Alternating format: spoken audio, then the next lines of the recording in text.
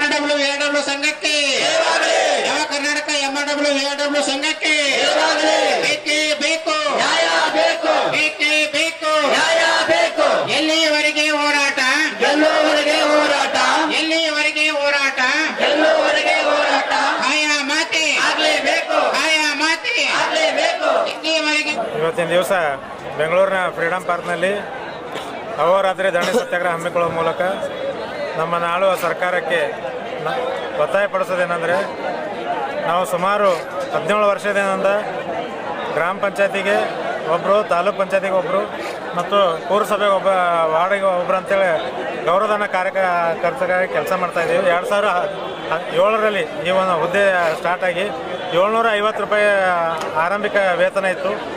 ಇವತ್ತು ತೆವಳ್ತಾ 9,000 ರೂಪಾಯಿಗೆ ಬಂದುಬಿಟ್ಟಿದ್ದೀವಿ. ಈಗಿನ ಬೆಲೆ ಏರಿಕೆಯಲ್ಲಿ, ಈಗಿನ ಪರಿಸ್ಥಿತಿಯಲ್ಲಿ 9,000 ರೂಪಾಯಿ ಗೌರವಧನದಲ್ಲಿ ನಾವು ಬದುಕೋದು ಕಷ್ಟ ಇದೆ. ನಮಗೂ ಮನೆ ಬಾಡಿಗೆ ಇದೆ, ನಮಗೂ ಕುಟುಂಬ ಇದೆ. ನಾವು ಅಂಗವಿಕಲರು, ದೈಹಿಕವಾಗಿ ಅಂಗವಿಕಲಿದ್ದೀವಿ. ಕೈ ಕಾಣಲ್ಲ, ಕೈ ಇಲ್ಲ, ಕಾಲಿಲ್ಲ, ಕಣ್ಣು ಕಾಣಲ್ಲ. ನಮ್ಮದೇ ಆದ ಪರಿಸ್ಥಿತಿಯಲ್ಲಿ ಇದ್ದರೂ ಕೂಡ ನಾವು ಈ ಸರ್ಕಾರದ ಒಂದು ಭಾಗವಾಗಿ ಕೆಲಸ ಮಾಡ್ತಾ ಇದ್ದೀವಿ. ಸ್ವತಃ ಅಂಗವಿಕಲರಾಗಿದ್ದರೂ ಕೂಡ ಈ ರಾಜ್ಯದ ವಿಕಲಚೇತನರಿಗೆ ಸರ್ಕಾರದಿಂದ ಏನು ಸವಲತ್ತು, ಕೇಂದ್ರ ಮತ್ತು ರಾಜ್ಯ ಸರ್ಕಾರದಿಂದ ಏನು ಸವಲತ್ತು ಸಿಗಬೇಕಾದ್ರೆ ಅದನ್ನು ತಲುಪಿಸುವಂಥ ಕೆಲಸ ಪ್ರಾಮಾಣಿಕವಾಗಿ ಮಾಡ್ತಾ ಇದ್ದೀವಿ. 17 ವರ್ಷದಿಂದ ಸೇವೆ ಮಾಡ್ತಾ ಇದ್ದೀವಿ. ನಮ್ಮ ಸೇವೆಯನ್ನು ಗುರುತಿಸ್ರಿ, ನಮ್ಮನ್ನು ಖಾಯಂಗೊಳಿಸಬೇಕು ಅಥವಾ ಕನಿಷ್ಠ ವೇತನ ಅಂತೇಳಿ ನಾವು ನಿರಂತರವಾಗಿ 2.5 ವರ್ಷದಿಂದ ನಿರಂತರ ಹೋರಾಟ ಮಾಡ್ತಾ ಇದ್ದೀವಿ. ಇದೇ ಸರ್ಕಾರ, ಕಾಂಗ್ರೆಸ್ ಸರ್ಕಾರ 2 ವರ್ಷ ಅಧಿಕಾರ ಪೂರೈಸಲಿಕ್ಕೆ ಸಮೀಪ ಬಂದಿದೆ.